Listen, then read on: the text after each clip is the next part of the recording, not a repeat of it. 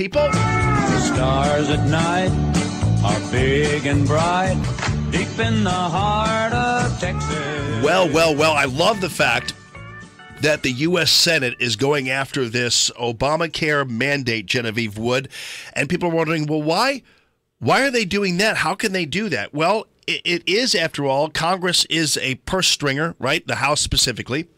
It has been declared a tax, right, by the Supreme Court, admittedly so. Right. And so, therefore, they have the power to cut it out.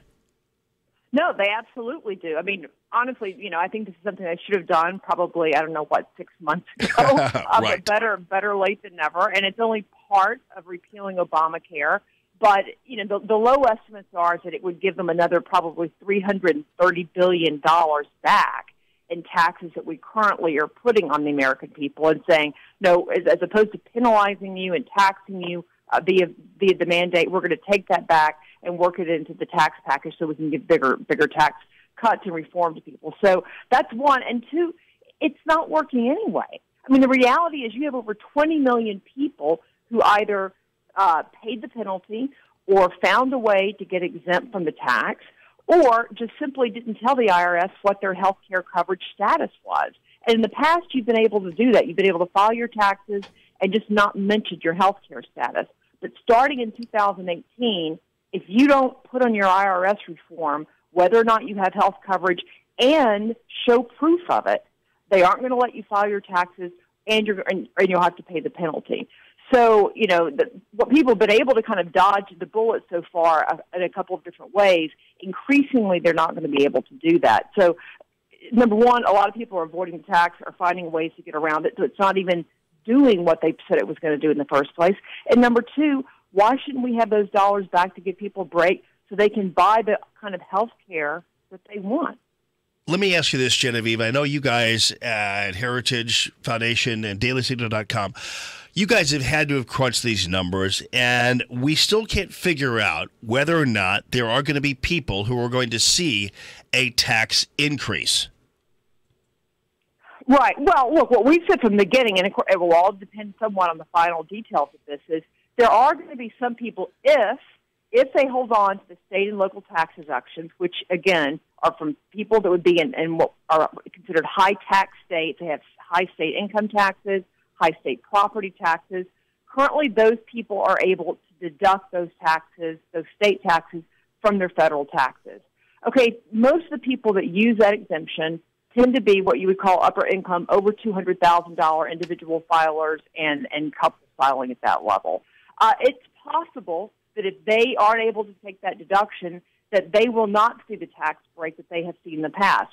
But again, everybody's individual situation is different because there's other things you can do. But the fact that they're doubling the overall exemptions and getting rid of a lot of the different loopholes that people have done in the past, the vast majority of people are going to see a reduction in their taxes. There may be some, like I said, from high-tax states where it's a 50-50 right now.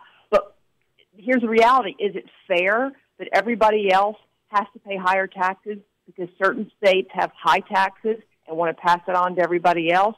I don't think so. And that may eventually force these high-tax states and cities to rethink those policies because the people living there are going to say, wait a minute, I don't want to keep paying this stuff.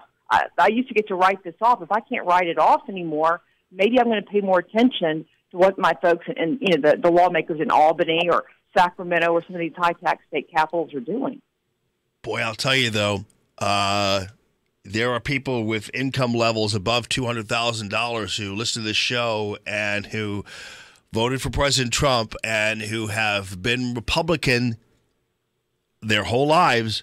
And I guarantee you, those people see if the GOP increases their taxes, it's going to be hell to pay. Well, look, what I say they should do, the way you can get around a lot of this is the brackets ought to come down.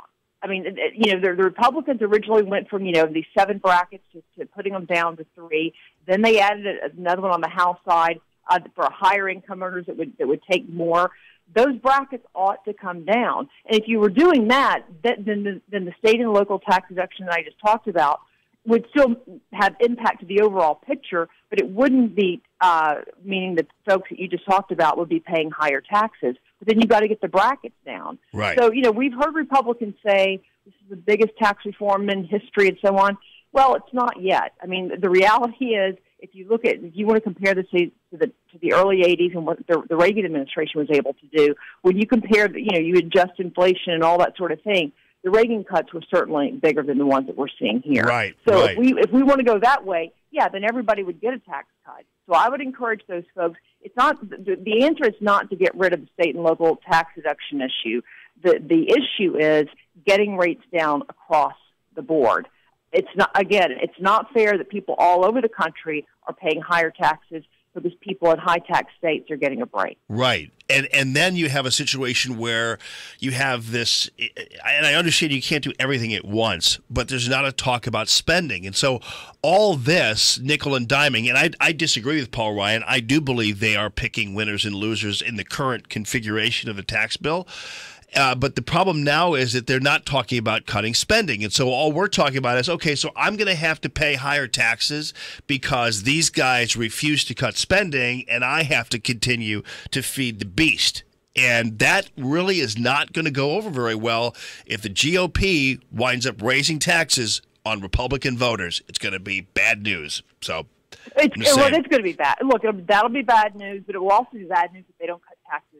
They don't get a tax reform package through. I mean, They're really in a situation where, like, I tell you what, here's how you get out of this. Just do what you said you were going to do. Just do what you promised voters you were going to do. And that would solve a lot of your problems. Unfortunately, as we know, many of them didn't mean the promises they made, whether we're talking about taxes or whether we're talking about Obamacare. Well, Genevieve is from Texas, where they keep it simple, ladies and gentlemen. And they keep the taxes low, and they keep it simple. That's right. Right on. At Genevieve Wood, heritage.org, dailysignal.com. Thank you so much. Good to see you.